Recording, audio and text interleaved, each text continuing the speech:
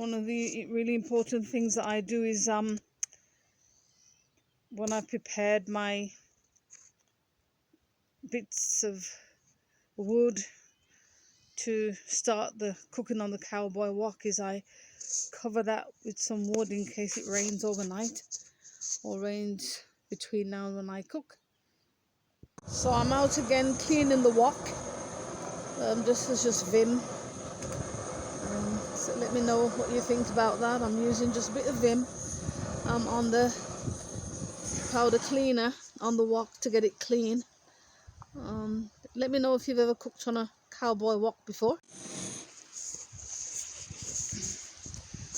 Back outside cooking on the Cowboy Wok.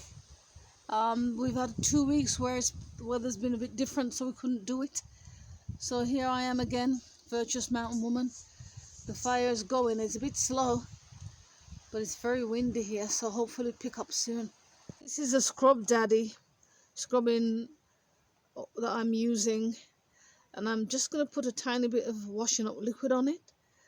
Let's see how this comes up. Any rust is coming off quite nicely. I'll just double check in on my next round. I'm just evaluating how the Scrub Daddy sponge scrubber has worked. I think it's done a good job. I'm just going to rinse this off now and dry it and put it on the fire to start warming up. Today we're cooking eggs and bacon and a bit of baked bean on the wok. You see what I've done is seasoned with a tiny bit of virgin canola oil, virgin sunflower oil I've used in the end. That's what we have, quite a bit of that. And I'll just be placing the bacon on here now. Finally put the wok on, a good fire's going underneath there. Damn, it's going good. I think I'll season it a little bit now.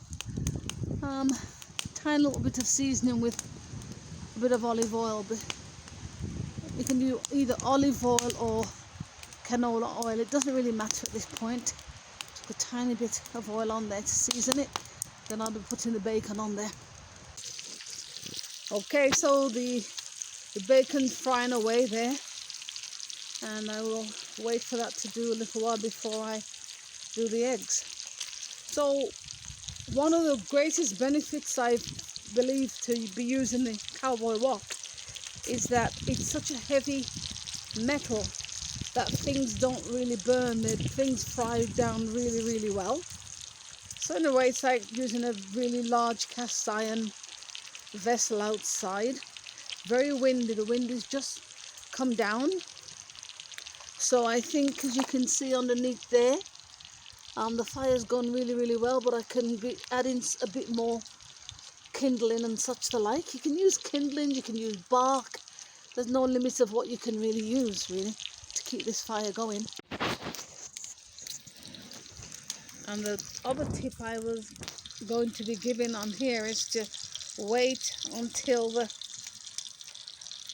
new kindling that you put under there gets a good heat through it, so that the next portion of food that you cook has some heat. Can you see that the oil is bubbling there, which is really, really good. There are 3 eggs altogether, and then I will not do the baked bean on here though, because otherwise the baked bean will be full of oil. The baked bean will have to be done inside. So the other thing is I could put the baked bean to the right hand side up there with some heat, but I think I'm gonna, in this situation, just focus on the eggs and the bacon on there. The eggs now, don't leave them in for very long, and then I'm going to transport the food in this cast iron so to serve under the table. Final safety tip, out here, finished cooking with the Cowboy Wok. The rain has helped us quite a bit today, because as soon as we finished cooking, the rain, but I poured some water on here and we'll let the heat go out. As you can see, the wok is away from quite a few things. The wok is over there, and the fire's here, and I've got another wood over there and a little stool, and I have a outside little low table for the summer when we have people out here in the evening. This is exactly beyond the house.